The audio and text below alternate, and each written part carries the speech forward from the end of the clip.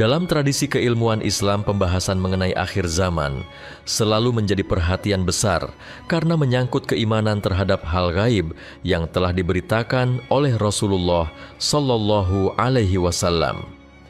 Di antara tanda paling besar dari hari kiamat yang banyak disebut dalam kitab hadits maupun penjelasan para ulama adalah kemunculan Al-Masih Ad-Dajjal yang sering disebut dengan sebutan Al-Masih Pendusta.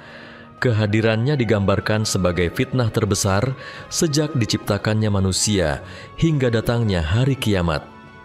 Tidak ada fitnah yang lebih besar darinya, karena ia datang dengan membawa keajaiban luar biasa yang membuat banyak manusia tertipu hingga mengikutinya. Oleh sebab itu, para ilmuwan Muslim dari masa ke masa memberi penjelasan mengenai siapa saja pengikut Dajjal dan bagaimana bentuk kesesatan mereka agar umat Islam memiliki bekal untuk menghadapi fitnah tersebut dengan keimanan yang kokoh.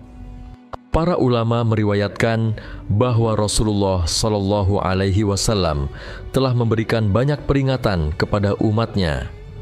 Beliau menjelaskan bahwa sebagian besar pengikut Dajjal berasal dari kalangan Yahudi. Dalam sebuah hadits syahih disebutkan bahwa Dajjal akan diikuti oleh 70.000 orang Yahudi dari kota Isfahan dengan mengenakan pakaian khusus. Hal ini dipahami oleh para ulama sebagai isyarat bahwa kaum Yahudi memiliki ikatan historis dan keyakinan tersendiri terhadap figur Al-Masih yang dijanjikan dalam tradisi mereka. Akan tetapi yang muncul di akhir zaman bukanlah Mesias yang membawa kebenaran, melainkan Mesias palsu yang penuh tipu daya. Para ulama tafsir menjelaskan bahwa penantian mereka terhadap seorang penyelamat duniawi menjadikan mereka paling mudah menerima kedatangan Dajjal, sehingga jumlah mereka akan begitu besar di barisan pengikutnya. Selain dari kalangan Yahudi, Rasulullah Shallallahu Alaihi Wasallam juga menyebutkan bahwa orang-orang kafir dan munafik dari berbagai bangsa akan menjadi pengikutnya. Hal ini sesuai dengan firman Allah dalam Al-Quran yang menjelaskan bahwa hati orang-orang yang telah berpaling dari kebenaran akan dibiarkan condong kepada kebatilan. Imam Ibn Katsir dalam tafsirnya menerangkan bahwa ketika hati seseorang telah kosong dari iman, maka ia akan dengan mudah terpedaya oleh keajaiban semu yang ditunjukkan Dajjal.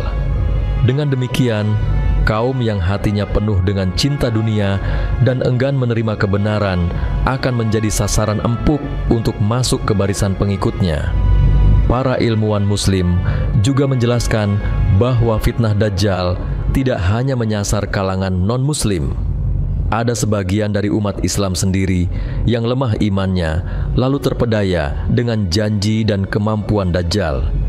Ia akan menurunkan hujan di tempat yang ia kehendaki dan menahan hujan di tempat yang ia kehendaki.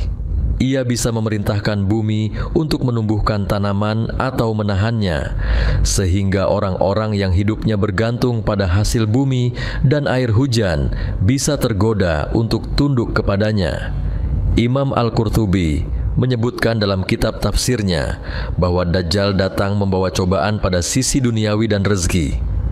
Barang siapa yang imannya hanya bergantung pada kelapangan dunia, maka ia akan tertipu.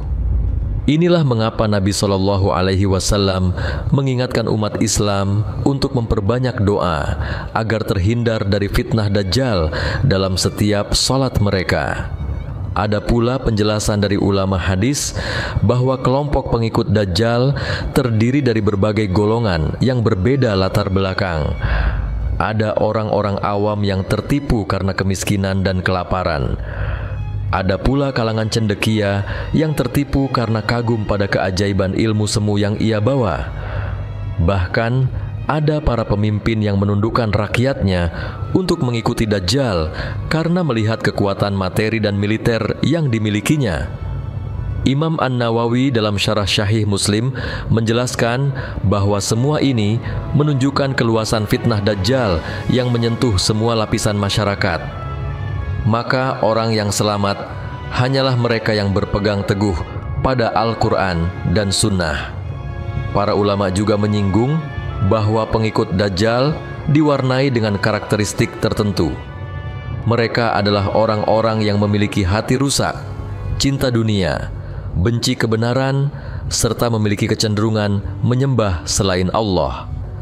Imam Ibnu Hajar Al-Asqalani dalam Fath Al-Bari menyebutkan bahwa Dajjal akan menguji manusia dengan kekuatan pengaruhnya yang luar biasa.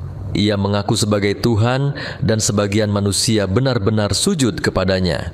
Orang yang tidak pernah membiasakan dirinya menyembah Allah dengan ikhlas akan mudah berpaling menyembah makhluk yang menampakkan kekuatan ajaib. Maka dapat dipahami bahwa para pengikut Dajjal sebenarnya adalah cermin dari kondisi hati mereka sendiri sebelum Dajjal muncul. Ilmuwan Muslim juga menegaskan bahwa tidak semua umat Islam akan terjerumus. Ada orang-orang beriman yang justru semakin kuat imannya ketika melihat keanehan yang dibawa Dajjal. Mereka mengetahui bahwa hanya Allah yang berhak disembah dan hanya Allah yang mampu menciptakan kehidupan serta kematian. Sedangkan Dajjal hanya makhluk yang diberi kemampuan sementara sebagai ujian. Nabi SAW menyebutkan bahwa siapa yang membaca 10 ayat pertama dari surah Al-Kahfi akan terlindungi dari fitnah Dajjal. Para ulama menafsirkan bahwa kandungan ayat-ayat tersebut mengajarkan tentang kokohnya iman, keyakinan terhadap akhirat, serta sikap menjauhi fitnah dunia. Inilah benteng yang membuat seorang muslim tidak mudah menjadi pengikutnya. Keterangan para ulama juga menyebutkan bahwa selain Yahudi dan orang-orang kafir, ada bangsa-bangsa tertentu yang memiliki hubungan erat dengan Dajjal. Di antaranya disebutkan oleh sebagian riwayat tentang kaum Turki dan bangsa-bangsa yang wajahnya mirip dengan perisai yang dipalu. Sebagian ulama memahami ini sebagai kiasan tentang kelompok yang jumlahnya banyak dan memiliki kekuatan militer. Akan tetapi, penjelasan semacam ini dipahami sebagai peringatan bahwa Dajjal memiliki pengikut global yang mencakup berbagai ras dan bangsa. Ia tidak hanya terbatas pada satu kaum, melainkan menjangkau seluruh penjuru bumi. Imam Al-Baghdadi dalam kitab Al-Farq Bain Al-Firaq menyebutkan bahwa kelompok-kelompok bidah dalam Islam yang keluar dari kebenaran juga rentan menjadi pengikut Dajjal. Hal ini karena mereka telah lebih dahulu meninggalkan jalan sunnah, sehingga ketika datang fitnah besar, mereka mudah terseret. Dengan demikian, para ilmuwan Muslim selalu menekankan pentingnya menjaga akidah yang lurus, agar tidak menjadi bagian dari pengikut Dajjal secara tidak sadar. Dalam sejarah umat manusia, selalu ada figur yang menampakkan keserupaan dengan sifat Dajjal, meskipun bukan Dajjal yang sebenarnya. Para ulama menyebut mereka sebagai Dajjal kecil atau para pendusta besar. Mereka muncul membawa ajaran sesat, mengaku nabi palsu, atau membawa kekuasaan yang menindas manusia. Kehadiran mereka dipahami sebagai pendahulu yang mempersiapkan jalan bagi fitnah terbesar. Oleh karena itu, siapa saja yang mengikuti aliran sesat dan pemimpin zalim sebenarnya sedang melatih dirinya untuk menjadi pengikut Dajjal besar di akhir zaman. Berdasarkan semua penjelasan para ilmuwan Muslim, dapat disimpulkan bahwa pengikut Dajjal adalah mereka yang hatinya lemah, tergoda oleh dunia, tidak mengenal Allah dengan benar, dan tidak mengokohkan dirinya dengan iman. Mereka bisa berasal dari kalangan Yahudi, dari orang kafir, dari kaum munafik, dari umat Islam yang lalai, bahkan dari kelompok-kelompok sesat yang mengaku bagian dari Islam namun menyimpang dari akidah yang benar. Peringatan ini menunjukkan betapa luasnya fitnah Dajjal, sehingga Rasulullah SAW seringkali menekankan doa agar kita dilindungi darinya. Fitnahnya tidak hanya berbentuk ancaman fisik, melainkan juga rayuan harta, kekuasaan, dan keajaiban semu yang menggetarkan hati orang-orang lemah iman. Maka satu-satunya jalan selamat adalah memperkuat keyakinan kepada Allah, memperbanyak doa, mempelajari dalil-dalil tentang Dajjal, dan menjaga diri dengan ibadah yang ikhlas. Dengan demikian, umat Islam tidak akan termasuk ke dalam barisan pengikutnya, meskipun dunia para ilmuwan Muslim juga membicarakan tentang kondisi batin dan psikologi para pengikut Dajjal. Mereka bukan hanya orang yang tertipu secara lahiriah oleh keajaiban yang ditampakkan, melainkan juga orang yang dalam dirinya telah tumbuh benih kebencian terhadap kebenaran. Dajjal datang membawa janji palsu tentang kebebasan, kesejahteraan, dan kemajuan yang semu. Janji itu menyentuh sisi keinginan terdalam manusia yang tidak pernah puas dengan dunia.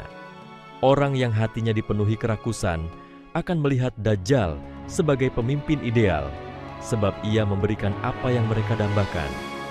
Para ulama menggambarkan bahwa pengikut Dajjal akan merasa dirinya berada di jalan yang benar, padahal sejatinya mereka sedang memuja kebatilan.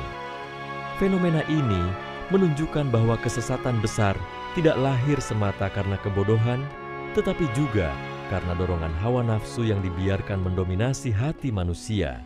Selain itu, para cendekiawan Muslim membahas mengenai kaitan antara teknologi, sihir, dan kekuatan luar biasa yang akan ditampilkan Dajjal. Mereka menekankan bahwa apapun bentuk keajaiban yang ia bawa hanyalah alat untuk menipu manusia.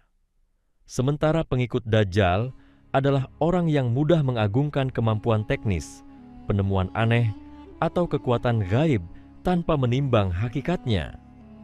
Mereka menjadikan semua itu sebagai alasan untuk tunduk kepadanya. Ulama yang menulis pada abad pertengahan misalnya menggambarkan bagaimana manusia akan begitu terpukau oleh hal yang belum pernah mereka lihat. Pada zaman modern, para pemikir Muslim menafsirkan bahwa pengikut Dajjal adalah orang yang begitu percaya pada kekuasaan manusia dan melupakan kekuasaan Allah. Mereka terpesona oleh perkembangan duniawi dan lupa bahwa segala sesuatu hanya berlaku dengan izin Allah. Inilah yang menjadikan mereka mudah bergabung dengan barisan Dajjal. Ilmuwan Muslim juga menyinggung sifat kolektif para pengikutnya. Mereka bukan sekadar individu yang terpisah, melainkan akan membentuk sebuah komunitas besar dengan solidaritas yang kuat. Mereka membangun sistem sosial, ekonomi, dan politik yang berpusat pada loyalitas kepada Dajjal. Para ulama menggambarkan bahwa pengikut Dajjal akan memiliki tanda kebanggaan tersendiri, baik dalam cara berpakaian, simbol, maupun kebiasaan. Hal itu menandakan bahwa fitnah Dajjal bukan hanya ujian akidah perorangan, tetapi juga ujian peradaban. Masyarakat besar akan ikut terbentuk di sekelilingnya, dan mereka berusaha meyakinkan dunia bahwa sistem Dajjal adalah satu-satunya jalan menuju kemakmuran. Inilah puncak dari fitnahnya, karena orang yang lemah iman akan melihat pengaruh sosial itu sebagai kebenaran. Ada pula pembahasan tentang bagaimana para pengikut Dajjal memperlakukan orang beriman. Para ulama menafsirkan bahwa mereka akan menindas orang yang menolak tunduk, mengejek keimanan, dan bahkan memerangi siapapun yang menentang Dajjal. Rasulullah SAW menjelaskan bahwa ada seorang pemuda yang berani menentang Dajjal secara langsung, lalu ia dibunuh, kemudian dihidupkan kembali oleh Dajjal. Pemuda itu tetap tidak bergeming dan mengatakan bahwa keyakinannya semakin teguh. Dari riwayat ini, para ilmuwan Muslim memahami bahwa pengikut Dajjal memiliki karakter militan dalam menolak kebenaran. Mereka akan menebarkan ketakutan agar orang lain ikut bergabung. Namun, orang yang beriman akan semakin yakin karena melihat betapa besar tipu daya yang mereka jalankan. Ilmuwan Muslim juga memandang bahwa para pengikut Dajjal adalah cerminan dari pilihan hidup mereka sejak lama. Mereka yang terbiasa hidup dengan kezaliman akan bernaung di bawah payung Dajjal karena merasa sesuai dengan jiwanya. Mereka yang terbiasa menuhankan harta dan kekuasaan akan menganggap Dajjal sebagai sosok penyelamat karena menjanjikan limpahan duniawi. Mereka yang menolak wahyu akan lebih senang menerima Dajjal karena ajakannya sesuai dengan selera akal yang bebas tanpa bimbingan ilahi. Dengan kata lain, pengikut Dajjal telah menyiapkan diri mereka jauh sebelum ia muncul. Kehadiran Dajjal hanyalah ujian akhir yang memperlihatkan kemana arah hati manusia condong. Para ulama juga menekankan bahwa meskipun pengikut Dajjal tampak kuat dan banyak jumlahnya, sejatinya mereka sedang berada dalam kelemahan. Mereka terikat dengan pemimpin yang rapuh dan terbatas. Dajjal tidak mampu menciptakan kehidupan sejati, ia tidak mampu menurunkan wahyu, ia tidak mampu memberikan kebahagiaan abadi. Semua kekuatannya bersifat sementara. Ilmuwan Muslim menggambarkan pengikut Dajjal bagaikan orang yang kehausan di tengah padang pasir, lalu mengejar fata morgana. Mereka berlari penuh semangat, tetapi akhirnya menemukan bahwa apa yang mereka ikuti hanyalah kekecewaan. Inilah gambaran hakiki para pengikut Dajjal. Mereka tampak perkasa, tetapi sejatinya hanyalah lemah. Diskusi para cendekia Muslim juga memperluas makna pengikut Dajjal dalam dimensi simbolis. Mereka menjelaskan bahwa setiap zaman memiliki bentuk pengikut Dajjal meskipun ia belum muncul. Mereka adalah orang-orang yang menyebarkan fitnah, memalsukan kebenaran, menipu manusia dengan janji duniawi, serta memerangi agama Allah. Dengan cara pandang ini, para ulama mengingatkan bahwa kewaspadaan terhadap Dajjal tidak boleh hanya muncul ketika ia benar-benar datang, tetapi harus sudah ada sejak sekarang dengan cara mengenali sifat-sifat pengikutnya. Siapapun yang menampakkan sifat serupa, berarti ia sedang menyiapkan tempat di barisan Dajjal besar di akhir zaman.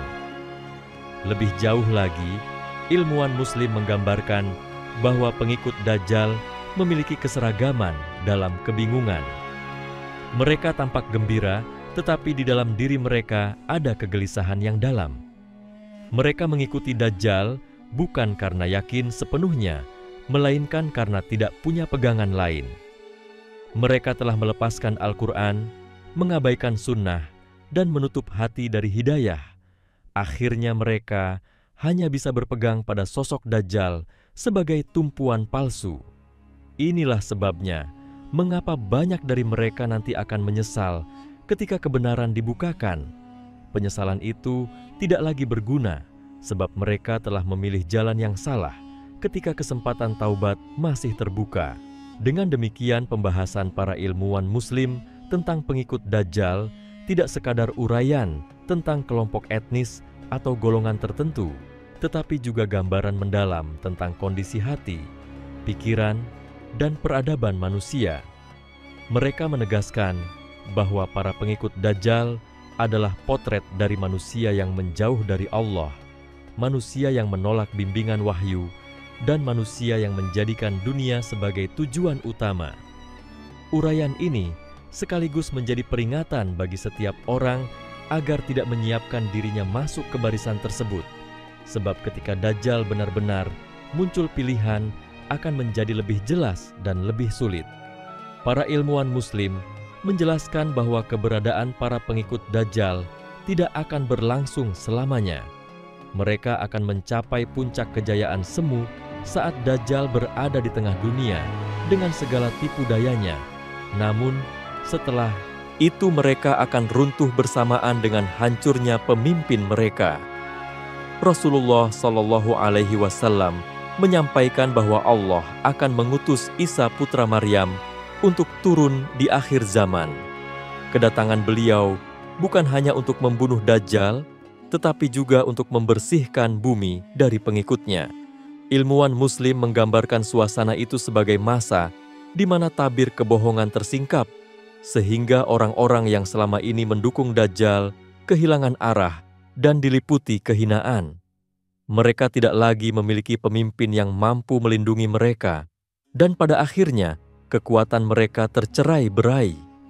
Ulama yang menafsirkan hadis-hadis akhir zaman menjelaskan bahwa pengikut Dajjal akan mengalami dua bentuk kehancuran. Sebagian dari mereka binasa dalam pertempuran, ketika Isa putra Maryam turun, dan sebagian lainnya hancur dengan sendirinya karena rasa penyesalan dan ketakutan. Gambaran ini menunjukkan bahwa keberpihakan kepada kebatilan selalu membawa akibat buruk, meskipun pada awalnya tampak memberi keuntungan.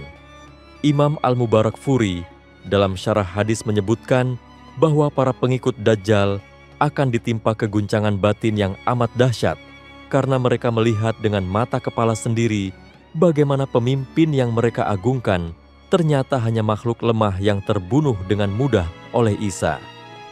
Peristiwa itu mengubah seluruh pandangan mereka, namun penyesalan mereka sudah tidak berguna. Ilmuwan Muslim juga membicarakan tentang simbol kehinaan yang akan menimpa pengikut Dajjal. Sebagian riwayat menyebutkan bahwa pepohonan dan bebatuan akan berbicara menunjukkan tempat persembunyian mereka. Para ulama menafsirkan bahwa kejadian ini adalah bentuk pertolongan Allah untuk menunjukkan betapa tidak ada lagi yang bisa melindungi mereka. Seluruh alam bersaksi melawan mereka karena mereka telah memilih berdiri di barisan kebatilan terbesar. Dengan demikian, nasib para pengikut Dajjal adalah terperangkap dalam keadaan di mana mereka tidak bisa lari dari balasan Allah. Gambaran ini memberi pesan mendalam bahwa siapapun yang bersekutu dengan kebatilan pada akhirnya akan dikhianati oleh dunia dan segala isinya. Selain gambaran kehancuran fisik, ulama juga menekankan kehancuran spiritual yang dialami para pengikut Dajjal. Mereka akan kehilangan cahaya iman selamanya. Di akhirat kelak, mereka termasuk golongan yang paling berat azabnya karena mereka bukan hanya menolak kebenaran, tetapi juga menjadi bagian dari pasukan yang menyokong pendusta terbesar sepanjang sejarah. Para mufasir menjelaskan bahwa ayat-ayat yang berbicara tentang orang yang menolong kebatilan dengan sadar, meskipun tahu kebenarannya, berlaku pula pada para pengikut Dajjal. Mereka tidak hanya sesat, tetapi juga menyesatkan. Oleh sebab itu, mereka mendapat hukuman yang sepadan dengan peran mereka dalam menegakkan kebohongan di muka bumi. Para ilmuwan Muslim juga menyampaikan bahwa kehancuran pengikut Dajjal adalah peringatan bagi manusia sepanjang zaman. Mereka menjadi teladan buruk yang menunjukkan betapa bahayanya menggantungkan diri pada pemimpin palsu. Mereka pernah merasa memiliki kekuatan, namun akhirnya binasa. Mereka pernah mengira berada di jalan kemenangan, tetapi akhirnya terjebak dalam kehinaan. Ulama menulis bahwa nasib pengikut Dajjal adalah bukti nyata bahwa kejayaan tanpa iman hanyalah bayangan yang segera lenyap. Sejarah mereka akan dikenang sebagai bagian dari akhir zaman, menjadi pelajaran agar umat Islam tidak mengulangi kesalahan dengan menukar iman demi kepentingan duniawi. Ulama juga menyinggung bagaimana keadaan bumi setelah pengikut Dajjal dihancurkan. Dunia akan mengalami masa kedamaian di bawah kepemimpinan Isa putra Maryam. Keadaan ini menjadi kebalikan total dari suasana penuh fitnah ketika Dajjal dan pengikutnya berkuasa. Para ulama menafsirkan bahwa ini adalah cara Allah menunjukkan perbedaan nyata antara kehidupan yang dikuasai kebatilan dan kehidupan yang diatur oleh wahyu. Dengan lenyapnya pengikut Dajjal, bumi akan dipenuhi keadilan. Mereka yang dulu tertindas akan merasakan kebebasan, sementara para pengikut Dajjal yang dahulu sombong telah lenyap ditelan sejarah. Gambaran ini menegaskan bahwa kebatilan selalu berakhir, sedangkan kebenaran selalu menang. Dalam literatur keilmuan Islam, terdapat pula penekanan bahwa nasib para pengikut Dajjal tidak hanya menjadi kisah masa depan, tetapi juga cermin bagi manusia saat ini. Barang siapa yang mengikuti jalan kesesatan, mendukung kezaliman, dan menjadikan dunia sebagai tujuan utama, maka ia sesungguhnya sedang menapaki jalan yang sama. Ketika Dajjal benar-benar datang, orang seperti itu hampir pasti tergolong ke dalam barisannya. Dan ketika Dajjal dihancurkan, ia akan ikut hancur bersamanya. Oleh karena itu, ulama menekankan agar setiap muslim menata hati dan amalnya agar tidak memiliki sifat yang akan menyeretnya ke barisan pengikut Dajjal. Nasib akhir pengikut Dajjal adalah kehinaan, penyesalan, dan azab. Mereka kehilangan dunia yang mereka kejar dan kehilangan akhirat yang mereka abaikan. Ulama menggambarkan keadaan itu sebagai kerugian total yang tidak ada bandingannya. Mereka berlari mengejar fata morgana, lalu ketika sampai ternyata yang mereka dapatkan hanya pasir kering yang membakar kulit mereka. Inilah gambaran simbolis yang sering digunakan oleh para cendekia muslim untuk menjelaskan betapa sia-sia jalan yang ditempuh oleh pengikut Dajjal. Mereka menjadi contoh abadi tentang kesesatan yang berpuncak pada kehancuran mutlak. Dalam uraian para ilmuwan muslim, terdapat penjelasan bahwa munculnya para pengikut Dajjal bukanlah sesuatu yang tiba-tiba. Mereka telah disiapkan oleh alur sejarah panjang manusia. Sejak zaman dahulu, selalu ada kelompok yang membenci para nabi, menolak risalah, dan menentang hukum Allah. Mereka itulah benih-benih yang pada akhirnya akan tumbuh menjadi barisan besar pengikut Dajjal. Para ulama menekankan bahwa fenomena ini menunjukkan adanya kesinambungan antara kebatilan masa lalu dan kebatilan akhir zaman.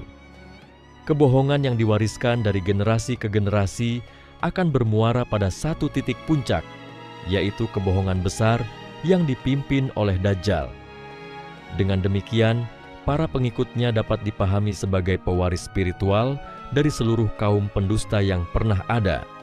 Sebagian ulama juga membicarakan hubungan erat antara pengikut Dajjal dengan fitnah ideologi dan pemikiran yang menolak wahyu. Mereka menafsirkan bahwa kelompok-kelompok yang mengangkat rasionalitas manusia sebagai sumber kebenaran tertinggi tanpa tunduk kepada wahyu memiliki kecenderungan untuk bergabung dengan Dajjal. Hal ini karena Dajjal menawarkan logika duniawi yang memikat dan menolak batasan agama. Para ulama menulis bahwa dalam sejarah pemikiran selalu ada kecenderungan manusia untuk mengkultuskan dirinya sendiri, menuhankan akalnya, serta menolak otoritas langit. Maka ketika Dajjal datang, kelompok yang memiliki watak seperti itu akan merasa menemukan pemimpin yang sejalan dengan pandangan mereka. Inilah sebabnya mengapa para ulama memperingatkan agar umat Islam tidak terperangkap dalam pemikiran yang menolak wahyu, sebab jalan itu adalah jalan menuju barisan Dajjal. Di sisi lain ada pula ulama yang menjelaskan bahwa pengikut Dajjal adalah manusia yang mudah terombang-ambing oleh berita bohong dan penampakan palsu. Mereka tidak terbiasa menimbang kebenaran dengan ilmu, tetapi lebih suka pada sesuatu yang mengejutkan dan menghibur. Dajjal datang dengan membawa fitnah yang memanfaatkan kelemahan ini. Ia menampilkan sesuatu yang membuat orang tercengang, lalu manusia yang hatinya kosong dari iman segera mempercayainya. Ilmuwan muslim menekankan bahwa inilah bentuk kebutaan spiritual yang menimpa para pengikut Dajjal. Mereka tidak mampu membedakan hakikat dari ilusi, karena sejak awal tidak melatih dirinya dengan ilmu yang benar. Fenomena ini memberi pelajaran bahwa siapapun yang terbiasa mengikuti kabar bohong dan gemar pada keajaiban semu sedang mempersiapkan dirinya untuk menjadi pengikut Dajjal tanpa disadari. Para ulama juga menggambarkan bahwa pengikut Dajjal adalah manusia yang kehilangan rasa malu terhadap dosa. Mereka terbiasa dengan maksiat dan bahkan menjadikannya kebanggaan. Dajjal datang mengukuhkan gaya hidup semacam itu, sebab ia tidak membawa syariat yang mengekang hawa nafsu. Para pengikutnya akan menganggap Dajjal sebagai pembebas dari aturan agama. Ilmuwan muslim menyebut fenomena ini sebagai gejala kebinasaan moral. Mereka hidup dalam kelalaian, dan ketika Dajjal muncul, mereka menjadikannya panutan. Dari sini kita memahami bahwa pengikut Dajjal sesungguhnya adalah manusia yang telah mematikan suara hati nuraninya, sehingga tidak lagi merasa bersalah ketika menolak perintah Allah. Selain itu, para cendekia Muslim juga memandang bahwa pengikut Dajjal adalah manusia yang mudah diperbudak oleh harta. Dajjal datang dengan membawa ilusi kelimpahan, dan siapapun yang hatinya rakus akan berlari kepadanya. Mereka adalah orang yang menjadikan dunia sebagai ukuran kemuliaan. Ketika melihat Dajjal bisa memberikan makanan, pakaian, atau kekayaan secara instan, mereka pun tunduk. Ulama menggambarkan mereka seperti budak yang rela kehilangan kehormatan hanya demi sesuap makanan. Kehidupan mereka menunjukkan betapa rendahnya martabat manusia ketika iman telah dicabut dari hatinya. Maka jelaslah bahwa pengikut Dajjal bukanlah orang yang kuat, melainkan orang yang lemah dan diperdaya oleh kenikmatan sesaat. Ada pula penjelasan ulama tentang sifat fanatisme buta yang akan mengikat para pengikut Dajjal. Mereka tidak hanya mengikuti karena kebutuhan, tetapi juga karena kesetiaan yang irasional. Mereka membela Dajjal, sekalipun jelas bahwa ia berbohong. Mereka menutup mata dari bukti nyata hanya karena sudah terlanjur menjadikannya pemimpin. Ilmuwan Muslim menekankan bahwa fanatisme seperti ini berakar pada kebiasaan mengagungkan manusia berlebihan. Siapapun yang terbiasa menuhankan pemimpin, partai, atau golongan akan mudah terjerumus ke dalam barisan Dajjal. Hal ini menunjukkan bahwa pengikut Dajjal bukan sekadar korban, melainkan juga pelaku yang memilih untuk menutup diri dari kebenaran. Dalam banyak karya ulama, dijelaskan pula bahwa pengikut Dajjal akan datang dari segala penjuru dunia. Mereka bukan kelompok kecil atau satu wilayah saja, tetapi mencakup bangsa-bangsa dengan jumlah besar. Gambaran ini memperlihatkan bahwa fitnah Dajjal bersifat global. Ilmuwan Muslim menyebut bahwa fitnah itu akan menyingkap siapa yang benar-benar beriman dan siapa yang hanya berpura-pura. Dari sini, kita memahami bahwa pengikut Dajjal akan sangat beragam, tetapi mereka semua disatukan oleh satu ciri, yaitu penolakan terhadap kebenaran dan ketertarikan pada kebohongan, seolah-olah dunia menyatu dalam kebatilan di bawah kepemimpinannya. Dengan uraian para ulama ini, kita dapat melihat bahwa pengikut Dajjal adalah gambaran menyeluruh tentang kondisi manusia yang lemah secara spiritual, rapuh secara moral, dan buta secara intelektual. Mereka adalah hasil dari kehidupan yang jauh dari bimbingan wahyu. Mereka datang dari sejarah panjang manusia yang terus menolak petunjuk. Maka ketika Dajjal muncul, ia hanya mengumpulkan orang-orang yang memang sudah siap untuk disesatkan. Keadaan ini menjadi pengingat yang kuat bagi umat Islam, bahwa setiap pilihan hidup saat ini sedang menentukan posisi kita di akhir zaman. Apakah berada di barisan orang beriman, ataukah di barisan pengikut Dajjal? Para ulama tidak hanya menyinggung pengikut Dajjal sebagai kelompok yang nyata terlihat, tetapi juga membahas tentang sifat batiniah yang membuat seseorang tergolong dalam barisan itu, meskipun mungkin secara lahiriah ia belum pernah bertemu dengan Dajjal. Mereka menekankan bahwa setiap manusia pada hakikatnya sedang diuji, dan ketika seseorang lebih mencintai kebohongan daripada kebenaran, ia sebenarnya sudah memiliki ciri dari pengikut Dajjal. Misalnya seseorang yang terbiasa menipu, menyelewengkan fakta, dan mengagungkan hal yang salah, sejatinya ia sedang melatih dirinya untuk siap tunduk pada pemimpin kebohongan terbesar. Dengan kata lain, pengikut Dajjal tidak lahir mendadak di akhir zaman, tetapi terbentuk dari kebiasaan buruk yang dipelihara sejak jauh hari. Ilmuwan Muslim juga membicarakan hubungan erat antara para pengikut Dajjal dan budaya hiburan yang melalaikan. Mereka menggambarkan bahwa manusia yang terbiasa hidup hanya untuk kesenangan akan lebih mudah terjerat dalam fitnah Dajjal.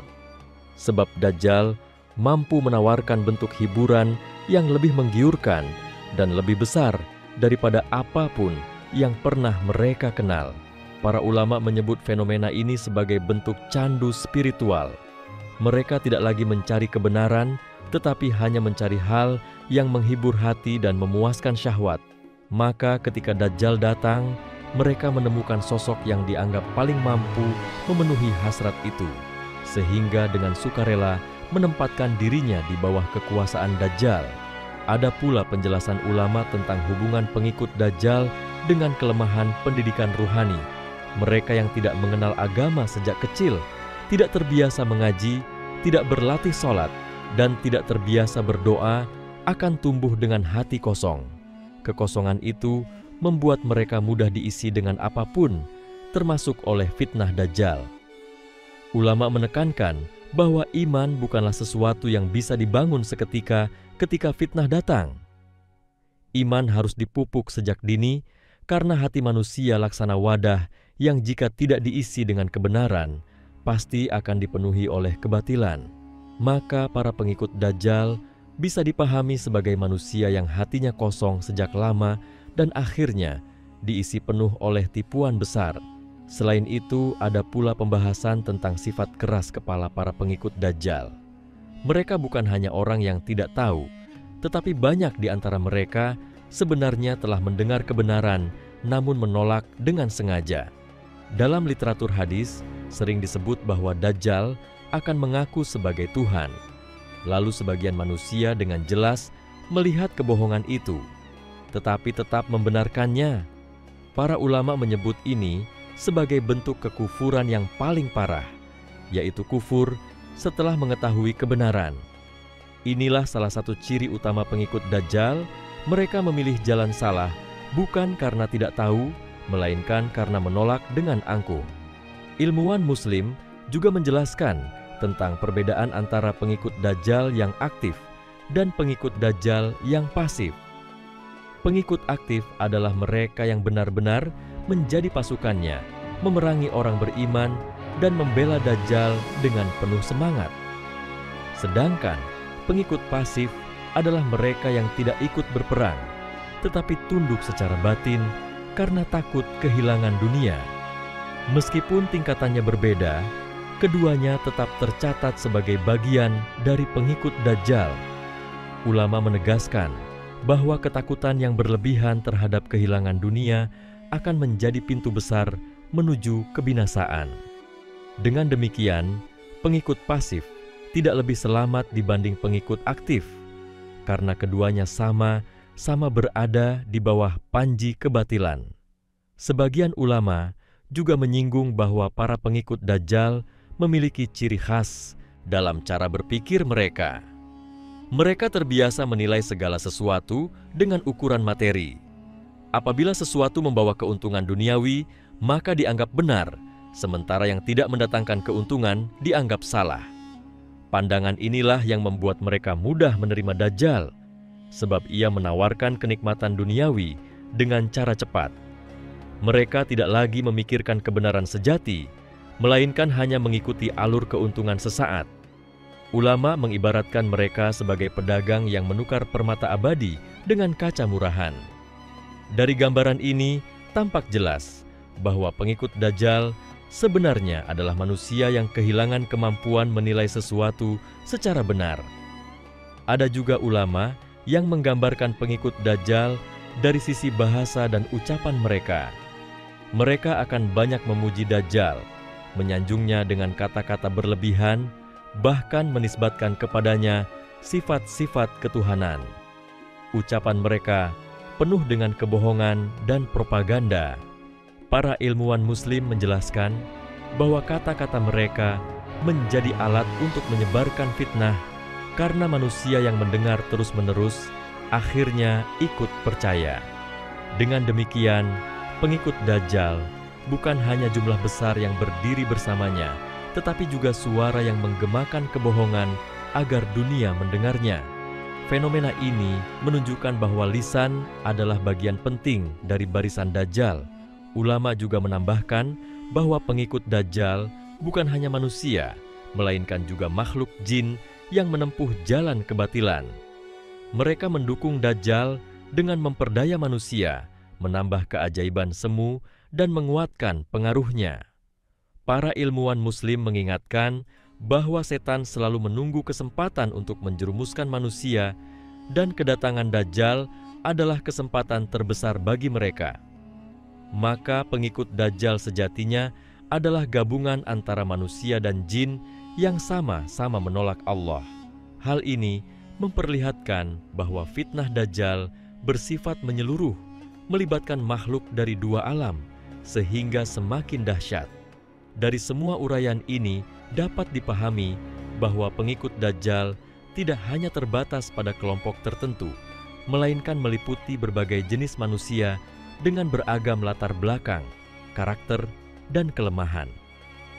Ada yang terjerat karena rakus, ada yang terjebak karena takut, ada yang tertarik karena kagum, dan ada pula yang mendukung karena kebencian terhadap kebenaran. Semua itu berpangkal pada satu hal, yaitu jauhnya mereka dari cahaya iman. Para ulama menekankan bahwa inilah inti pengikut Dajjal. Mereka adalah manusia yang memilih hidup tanpa Allah, sehingga ketika datang pemimpin kebohongan, mereka berbaris di bawah panjinya dengan penuh kesetiaan. Para ilmuwan Muslim menjelaskan bahwa ketika pengikut Dajjal telah menyebar di berbagai negeri, dunia akan mengalami perubahan besar dalam tatanan sosial. Mereka akan menjadi penentu arus kebudayaan, ekonomi, dan politik. Karena jumlah mereka besar dan semangat mereka fanatik, segala keputusan yang mereka ambil akan cenderung menyingkirkan nilai agama. Mereka memandang kebenaran bukan lagi dari wahyu, melainkan dari apa yang diucapkan Dajjal dan disebarkan oleh para pengikut setianya. Dalam situasi seperti itu, banyak negeri akan kehilangan hukum ilahi yang pernah menjadi pedoman, digantikan dengan aturan-aturan yang hanya menguntungkan segelintir orang. Para ulama menekankan bahwa pengikut Dajjal akan menjadi kekuatan yang merusak moral masyarakat.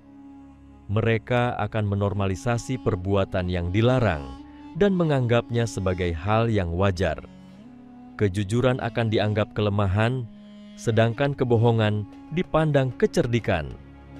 Perzinaan, penipuan, dan korupsi akan dianggap sebagai gaya hidup modern yang tidak boleh dihalangi.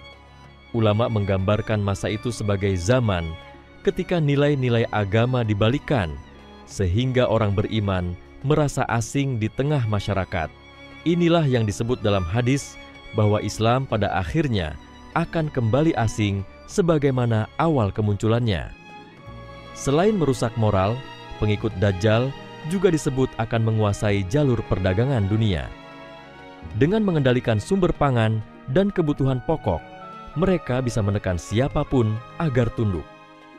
Ilmuwan Muslim menafsirkan hal ini sebagai bentuk fitnah besar, sebab manusia pada dasarnya bergantung pada kebutuhan duniawi. Ketika kebutuhan itu dikuasai oleh para pengikut Dajjal, banyak orang yang tidak tahan dan akhirnya ikut bergabung. Ulama menyebut ini sebagai ujian berat bagi orang beriman, karena hanya mereka yang memiliki keyakinan kuat kepada Allah yang sanggup menolak godaan dunia walaupun dalam keadaan lapar dan tertekan. Di bidang ilmu pengetahuan, para pengikut Dajjal juga dijelaskan akan menggunakan kecerdasan untuk menipu manusia. Mereka akan menciptakan teknologi dan keajaiban buatan yang membuat orang semakin kagum pada Dajjal. Ilmuwan Muslim menekankan bahwa kemajuan ilmu tanpa iman justru akan mempercepat kebinasaan. Para pengikut Dajjal akan menganggap kemajuan duniawi sebagai bukti kebenaran ajaran Dajjal. Padahal semua itu hanyalah tipu daya yang berumur singkat.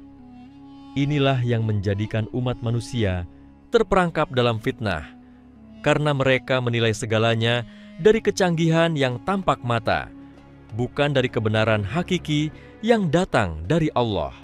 Para ulama juga menggambarkan bagaimana pengikut Dajjal akan menebarkan fitnah melalui berita dan informasi. Mereka akan membentuk opini publik yang menyudutkan orang beriman. Dalam literatur Islam disebutkan bahwa Dajjal akan membawa sesuatu yang menyerupai surga dan neraka, padahal hakikatnya terbalik. Pengikut Dajjal akan berperan besar dalam menyebarkan propaganda itu, sehingga orang awam menganggap kebatilan sebagai kebenaran. Inilah yang menyebabkan banyak manusia yang tidak kuat imannya akhirnya bergabung dengan mereka karena merasa berada di pihak yang benar, padahal sebenarnya mereka sedang menempuh jalan kebinasaan. Dampak lain dari pengikut Dajjal adalah kerusakan hubungan antar manusia. Mereka akan menanamkan permusuhan di antara keluarga dan sahabat. Siapa yang tidak tunduk pada Dajjal akan diputuskan hubungannya, bahkan dikejar dan diperangi. Ulama menjelaskan bahwa pengikut Dajjal bukan hanya sekadar pasukan, melainkan juga jaringan sosial yang menyebarkan ketakutan. Dengan cara ini, mereka berhasil melemahkan ikatan ukhuwah dan kasih sayang yang menjadi fondasi umat beriman. Akibatnya masyarakat tercerai-berai dan kaum muslimin hidup dalam tekanan besar. Para ulama juga menekankan bahwa pengikut Dajjal akan menciptakan sistem yang mengutamakan dunia semata. Setiap orang yang ingin mendapatkan fasilitas, pekerjaan, atau perlindungan harus tunduk kepada Dajjal. Mereka yang menolak akan disingkirkan, dihina, dan dikucilkan. Ulama menggambarkan keadaan ini seperti zaman ujian besar, di mana keimanan benar-benar ditimbang. Hanya orang yang yakin dengan janji Allah yang sanggup bertahan. Sedangkan para pengikut Dajjal akan semakin kuat karena mereka mendapat keuntungan duniawi, meskipun pada hakikatnya mereka sedang membeli azab dengan kesenangan sesaat. Dengan begitu jelaslah bahwa keberadaan pengikut Dajjal tidak hanya sebagai pasukan, melainkan sebagai kekuatan global yang menguasai pola pikir, gaya hidup, ekonomi, teknologi, hingga hubungan sosial. Para ilmuwan Muslim menggambarkan keadaan itu sebagai masa gelap dalam sejarah manusia. Namun mereka juga menekankan bahwa semua itu hanyalah sementara, sebab akhirnya Dajjal akan dikalahkan oleh Nabi Isa alaihissalam, dan para pengikutnya akan binasa bersama kebohongan yang mereka agungkan.